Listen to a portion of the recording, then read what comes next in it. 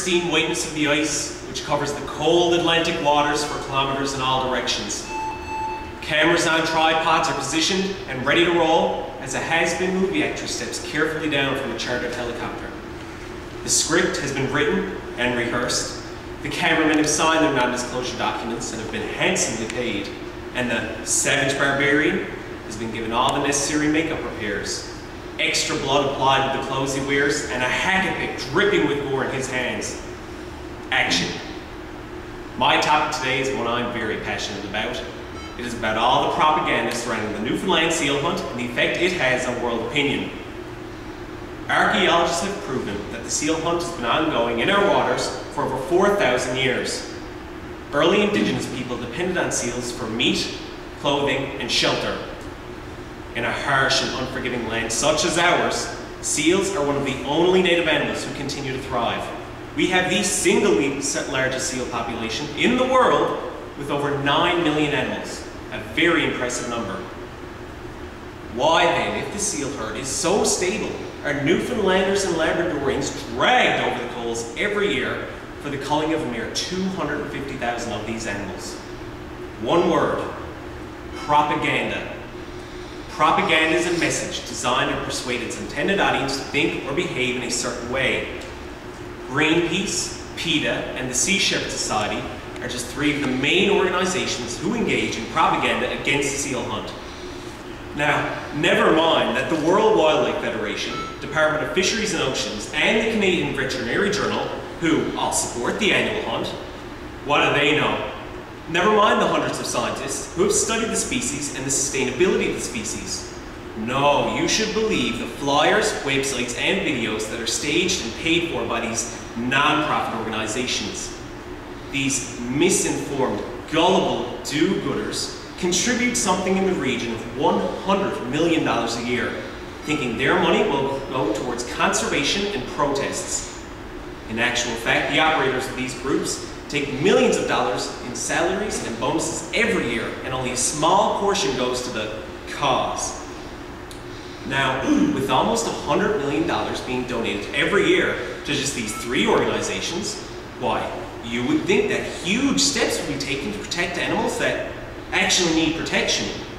Instead, the CEOs take huge amounts of money from their non-profit groups and work on the organization and carrying out of acts of domestic terrorism. In the last 10 years alone, PETA has committed over 600 criminal acts, resulting in damages of over $43 million. Greenpeace and Sea Shepherd are following close behind in second and third in these acts. Now, some might say that this is untrue, or what they do is not terrorism. According to the dictionary, domestic terrorism is any act of terrorism practiced in your own country against your own people. Doesn't the ramming and sinking of fishing vessels, arson of labs, and threats on sealers' lives constitute terrorism? How can it not? Paul Watson of the Sea Shepherd Society says, and I quote, "There's nothing wrong with being a terrorist, as long as you win." Well, I beg to differ, as I'm sure anyone who lost a friend or relative in 9/11 would as well.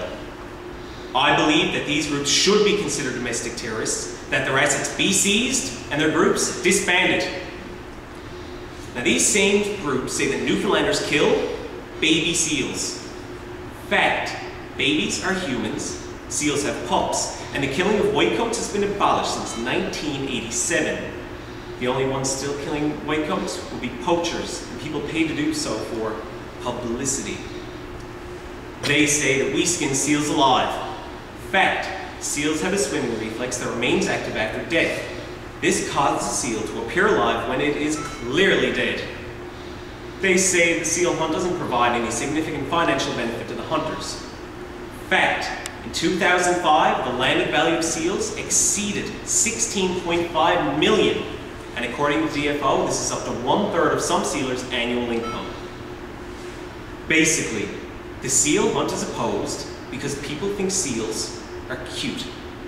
Some misinformed celebrities who don't even know where they are in the world take everything they hear as gospel and jump on the bandwagon because it might garner them a bit of publicity to help keep their careers alive a while longer.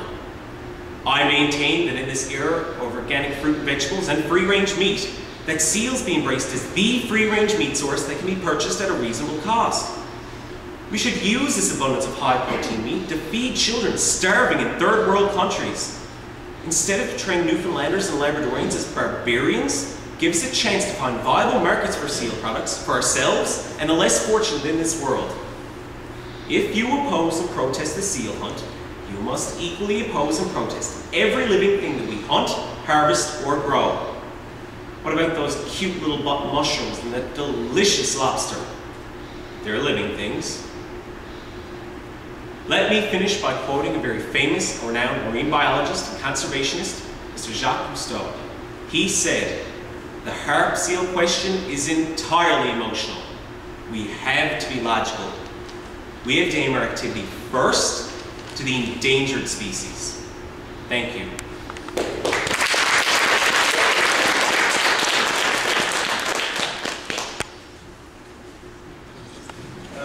Speaker number 9. Well, you brought up some memories for me. I lived in St. Anthony for 9 years, and one of my favorite possessions from that time was a picture on the wall of me leaning over a seal and pelting him. It was a great experience. I'll always cherish. You touched on the seal hunt again. You mentioned is very emotional, and you talked about terrorism. You used some very strong language, I guess, to suggest what we should be doing with certain groups, like seizing their assets and disbanding them. Are you afraid that that kind of action might sort of lower us to their level? Do you think that might be a little bit of an overreaction? Thank you for your question. Personally, I always like the motto to fight fire with fire. If they want to do some mudslinging and say, hey, you guys kill seals in an inhumane way, when the facts are there, and DFO, I mean our government is not going to lie to us about how we kill a seal. I think that, I don't think it would lower us to our level. We just need to present the facts in a way that everybody can see and everybody can understand. So they can know, hold on, those facts are from the 80s or the 70s when, yes, the seal hunt was inhumane. But, no, I don't think that would lower to us our level to present the facts. Just answered my question too. So I had to come up with another one. Question number 2 for speaker number 9. How important is this issue to the people of Newfoundland and Labrador today? Well, I think as a thank you for your question. I think as a collective that it needs to be at the forefront of all Newfoundlanders' hearts. Because if we let the world push us around on matters such as the seal hunt, an industry that's centuries old, what then is the next thing? Hey, who says you should be allowed to harvest your oil in that way? It'd be pushed towards other things. So I think the seal hunt should be one of the most important things, and that the government should be doing things to convince Newfoundlanders and Labradorians that they need to embrace the seal hunt and find new ways to present it to a larger global audience. We should try and expand the market and encourage restaurants to have seal dishes and subsidize factory costs to give us products so that every Newfoundlander and Labradorian could possess a sealskin article of clothing. And I think that once Newfoundland is together, that the rest of the world would follow.